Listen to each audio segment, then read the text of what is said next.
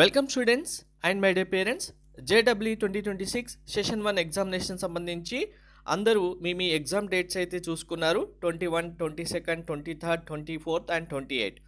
So ఇప్పుడు ఎవరికి easy shift paper వస్తుంది, ఎవరికి మోస్ట్ డిఫికల్టీ పేపర్ వస్తుంది, ఈజీ పేపర్ వచ్చిన వాళ్ళకి చాలా ఎక్కువ మార్క్స్ రావాలి, డిఫికల్టీ పేపర్ వచ్చిన వాళ్ళకి తక్కువ మార్క్స్ వచ్చిన సేమ్ పర్సంటేజ్ వస్తుంది అనేది ఇప్పుడు అందరి స్టూడెంట్స్కి పేరెంట్స్కి ఉన్న ఒక ఫియర్. సో మరి ఇప్పుడు ఈ ఇయర్ కూడా సేమ్ అదే రిపీట్ అవుతుందా? డిఫికల్టీ షిఫ్ట్లో తక్కువ మార్క్స్ వచ్చిన స్టూడెంట్స్కి కూడా ఈజీ షిఫ్ట్లో ఎక్కువ మార్క్స్ వచ్చిన స్టూడెంట్స్ లాగానే సేమ్ పర్సంటేజే వస్తుందా అనేది ఇప్పుడు మీకు క్లియర్ అనాలిసిస్ చూపిస్తాను. దీన్ని బేస్ చేసుకొని మీకు కూడా క్లారిటీగా అర్థమవుతుంది. సో ఇక్కడ 21st రోజు ఎగ్జామ్ వచ్చిన స్టూడెంట్స్, మాకు ఫస్ట్ డే ఎగ్జామ్ కాబట్టి కంపల్సరీగా 200+ మార్క్స్ వస్తేనే మాకు ఇంకా 99% వస్తుంది అని చాలామంది స్టూడెంట్స్ అయితే భయపడుతున్నారు. యాక్చువల్గా పేపర్ ఎవరికి ఎలా ఉండబోతుంది, ఈజీ పేపర్ ఎవరు, మోడరేట్ పేపర్ ఎవరు, ఇందులో డిఫికల్టీ లెవెల్ ఎలా ఉండబోతుంది అనేది కూడా ఈ వీడియోలో మీకు క్లారిటీగా నేను అర్థమయ్యేలాగా చెప్తాను. మీకు టెలిగ్రామ్, వాట్సాప్ ఛానల్ లింక్ డిస్క్రిప్షన్లో ఇచ్చాను, జాయిన్ అవ్వండి. ఏ చిన్న అప్డేట్ అయినా మిస్ అవ్వకుండా ఉంటారు. కంప్లీట్ గైడెన్స్ కోసం మీ కాలేజీలో అడ్మిషన్ కంప్లీట్ అయ్యేంత వరకు ఛానల్ సబ్స్క్రైబ్ చేసుకొని బెల్ బటన్ అయితే ప్రెస్ చేయండి. ప్రతి ఒక్క మైనర్ ఇన్ఫర్మేషన్ కూడా మీకు ప్రొవైడ్ చేయడం జరుగుతుంది వీడియోస్ రూపంలో. సో ఫస్ట్ ఇప్పుడు మీకు 2025లో ఏం జరిగింది అనేది మీకు క్లియర్ అనాలిసిస్ చూపిస్తాను. 2023లో 99% రావడానికి మోస్ట్ ఈజియెస్ట్ షిఫ్ట్ పేపర్లో 203 మార్క్స్కి 99% వచ్చింది. మోస్ట్ డిఫికల్టీ పేపర్ కనుక చూసుకుంటే ఇక్కడ మీకు 172 మార్క్స్కే 99% కూడా రావడం జరిగింది. అంతేకాదు 150 మార్క్స్ కూడా 99% వచ్చిన రోజులు ఉన్నాయి.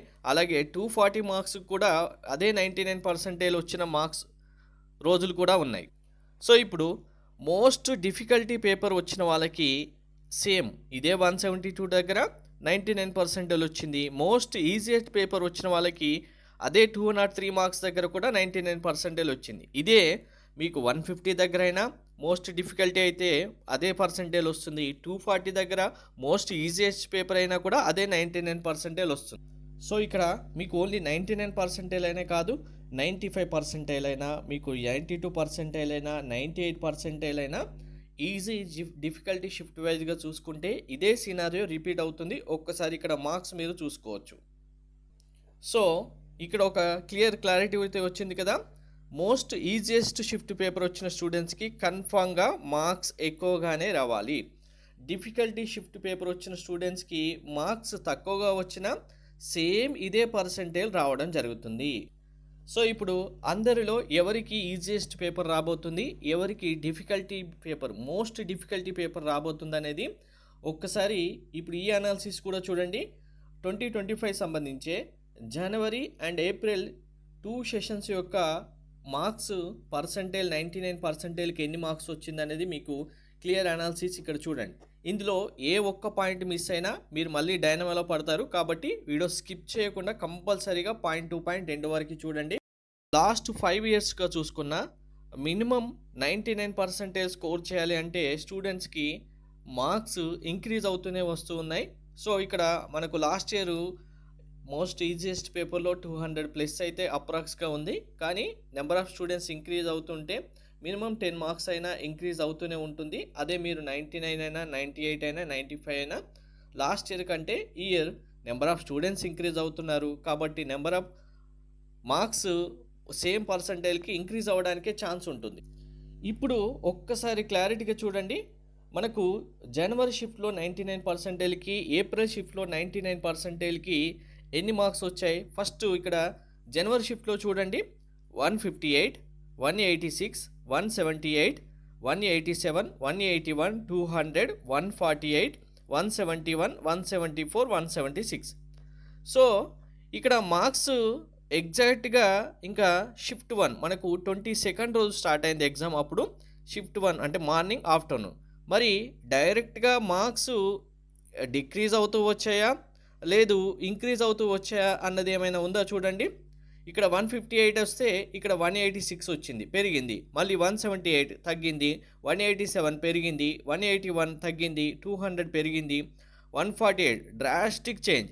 మీకు ఇప్పుడు ఇంతకుముందు కూడా చెప్పాను, మోస్ట్ డిఫికల్టీ పేపర్ 150 కూడా మీకు 99% రావచ్చు అనేది. ఇక్కడ చూడండి, సో ఇక్కడ మళ్ళీ 171, 174, మళ్ళీ పెరిగింది 176.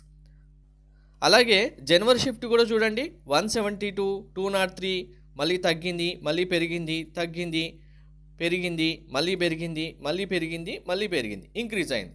సో ఇలా కామన్గా ఏదైనా కామన్ పాయింట్ ఉందా? కన్ఫామ్గా షిఫ్ట్ 1 నుంచి స్టార్ట్ చేస్తే షిఫ్ట్ 9, 10 వరకు ఇంక్రీజ్ అవుతూనే ఉంటుంది, లేదు డిఫికల్టీ లెవెల్ డిక్రీజ్ అవుతూనే ఉంటుందని ఏమైనా ఉందా? లేదు. సో ఇక్కడ మార్క్స్ డిఫరెన్స్ ఒకసారి చూడండి, ఎన్ని మార్క్స్ డిఫరెన్స్ వచ్చాయి. మోస్ట్ డిఫికల్టీ పేపర్ నుంచి ఈజీ పేపర్ కనుక కౌంట్ చేసుకుంటే ఇక్కడ చూడండి, ఇది 148, అదే హైయెస్ట్ ఎంత 200, ఇక్కడ 50 మార్క్స్ డిఫరెన్స్ వచ్చింది. అదే ఇందులో చూస్తే 172, 203, ఇక్కడ ఎంత డిఫరెన్స్ వచ్చింది మనకు 35 మార్క్స్ ఆల్మోస్ట్ డిఫరెన్స్ రావడం జరిగింది. ఇప్పుడు స్టూడెంట్స్ అండ్ పేరెంట్స్కి ఉన్న మోస్ట్ ఫియర్ ఏంటి అంటే, సో ఇక్కడ మేము ఈజీ పేపర్ రాయడం వల్ల మాకు ఎక్కువ మార్క్స్ వస్తేనే మాకు 99% వచ్చింది, ఈ స్టూడెంట్కి డిఫికల్టీ పేపర్ రావడం వల్ల తక్కువ మార్క్స్ వచ్చినప్పటికీ సేమ్ పర్సెంటేజ్ వచ్చింది, సో మాకంటే 35 మార్క్స్ తక్కువ వచ్చిన పర్సెంటేజ్ వచ్చింది, మాకంటే 50 మార్క్స్ తక్కువ వచ్చిన సేమ్ పర్సెంటేజ్ వచ్చింది, లేదంటే డిఫికల్టీ పేపర్ వచ్చిన వాళ్ళు మాకంటే వాళ్ళకి ఎక్కువ పర్సెంటేజ్ వచ్చిన మాకంటే సేమ్ పర్సెంటేజ్ ఎక్కువ మార్క్స్ వచ్చినప్పటికీ అక్కడే ఉన్నారు అనే ఉద్దేశం అయితే ఉంటుంది. ఇక్కడ అందరికీ మేము లాస్ అయ్యాము, మేము గెయిన్ అయ్యాము, లేదు అంటే మాకు అనవసరంగా మేము ఆ షిఫ్ట్లో వెళ్ళుంటే బాగుండేది, అనవసరంగా ఈ షిఫ్ట్కి వస్తే బాగుండేది అనేది పేరెంట్స్ స్టూడెంట్స్ కూడా చాలా వరి అవుతూ ఉంటారు. బట్ ఇక్కడే అసలు లాజిక్ ఉంది. మనకు జేఈ ఎగ్జామినేషన్ అనేది షిఫ్ట్ వైజ్గా కండక్ట్ చేయడం వల్ల ఏ ఒక్క స్టూడెంట్కి లాస్ అవ్వకుండా ఉండడానికే మనకు నార్మలైజేషన్ ప్రాసెస్ అనేది ఇంట్రడ్యూస్ చేయడం జరిగింది. సో ఈ నార్మలైజేషన్ ఏంటి అనేది ఒక సపరేట్ వీడియో చేస్తేనే మీకు అర్థమవుతుంది. సింపుల్గా చెప్పాలంటే ఏ ఒక్క స్టూడెంట్ యొక్క మార్క్స్కి వాళ్ళు లాస్ అవ్వకుండా ఉండడానికి, ఈక్వాలిటీగా పర్సంటేజ్ రావడానికి ఈ షిఫ్ట్ వైజ్గా ఉన్న అన్ని మార్క్స్ని నార్మలైజ్ చేసిన తర్వాతే పర్సంటేజ్ ఇస్తారు. అంటే ఇక్కడ మీరు సపోజ్ మీరు మోస్ట్ డిఫికల్టీ షిఫ్ట్లో 20 క్వశ్చన్సే రాశారనుకోండి, అదే ఈజియెస్ట్ షిఫ్ట్లో మీరు అప్పుడు మీకు ఏమవుతుంది, డిఫికల్టీ షిఫ్ట్లో 20 క్వశ్చన్స్ రాసిన స్టూడెంట్కైనా, ఈజియెస్ట్ షిఫ్ట్లో 30 క్వశ్చన్స్ అటెంప్ట్ చేసి రాసిన స్టూడెంట్స్కైనా సేమ్ పర్సంటేజ్ రావడం జరుగుతుంది. దీనివల్ల మీరు అదే ఇప్పుడు సపోజ్ ఈ డిఫికల్టీ పేపర్ రాసిన స్టూడెంటే 20 క్వశ్చన్స్ రాస్తుంటే, ఇదే సేమ్ స్టూడెంట్ ఈజీ పేపర్కి వచ్చి ఆ ఈజీ పేపర్ రాస్తే 30 క్వశ్చన్సే రాస్తారు. అప్పుడేమవుతుంది, ఈక్వల్ పర్సంటేజే అందరికీ రావడం జరుగుతుంది. సేమ్ పర్సంటేజ్ డిఫికల్టీ అయినా 20 క్వశ్చన్స్ రాసి ఈజీ పేపర్ 30 క్వశ్చన్స్ రాసిన సేమ్ పర్సంటేజ్ వస్తుంది. అంటే ఇక్కడ చూడండి, ఒక స్టూడెంట్ ఇప్పుడు మీరు 27th షిఫ్ట్ 1లో 148 మార్క్స్ తెచ్చుకోగలిగితే, మీరు ఇదే స్టూడెంట్ కనుక same shift paper 22nd shift 2 రాస్తే 186 మార్క్సే వస్తాయి. అప్పుడు మీకు సేమ్ పర్సంటేజ్, ఓన్లీ ఇదే 99% మీకు రావడం జరుగుతుంది.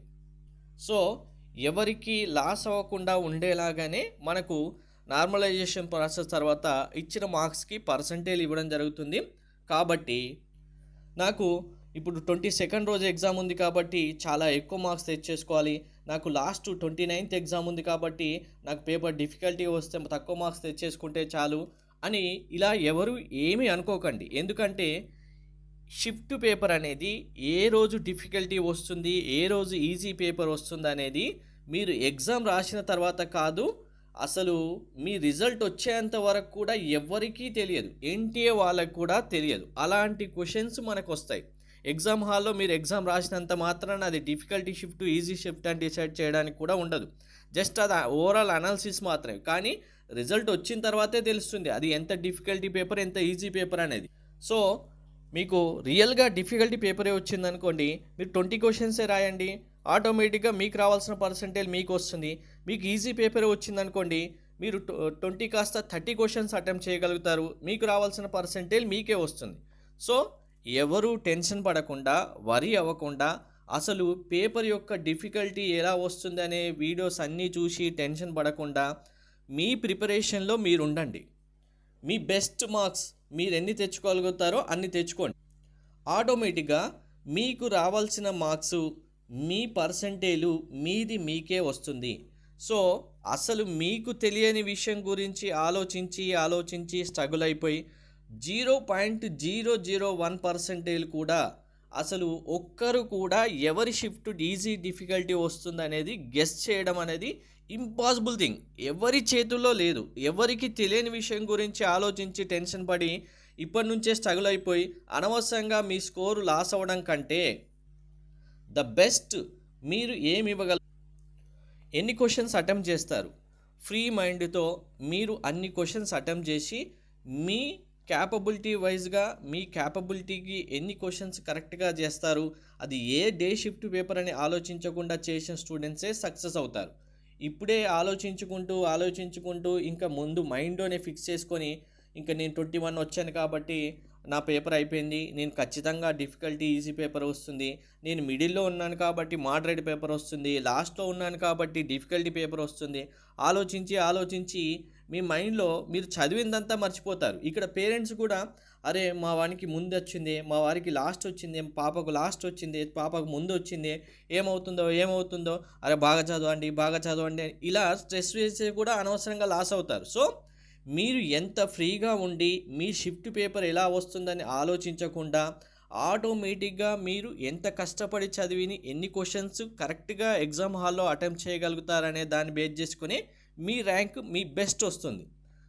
సో ఇప్పుడు అందరికీ క్లియర్గా అర్థమైంది కదా. షిఫ్ట్ డిఫికల్టీ గురించి ఆలోచించడం అంటే అంతకంటే వరస్ట్ థింగ్ ఇంకొకటి ఉండదు మీ మార్క్స్ లాస్ అవ్వడానికి. మీ మార్క్స్ లాస్ అవ్వకుండా మీ మార్క్స్ మీకు రావాలంటే మీ 100% ఎఫర్ట్ ఇప్పటి వరకు చదివింది ఏదైతే ఉందో ఎగ్జామ్ హాల్లో అది పేపర్ పైన పెట్టండి. అప్పుడే మీ బెస్ట్ స్కోర్ మీకు బెస్ట్ ర్యాంక్ వచ్చి టాప్ కాలేజీలో జాయిన్ అవుతారు. దీనిపై మీ ఒపీనియన్ ఏంటి కామెంట్లో తప్పకుండా మెన్షన్ చేయండి. Thank you.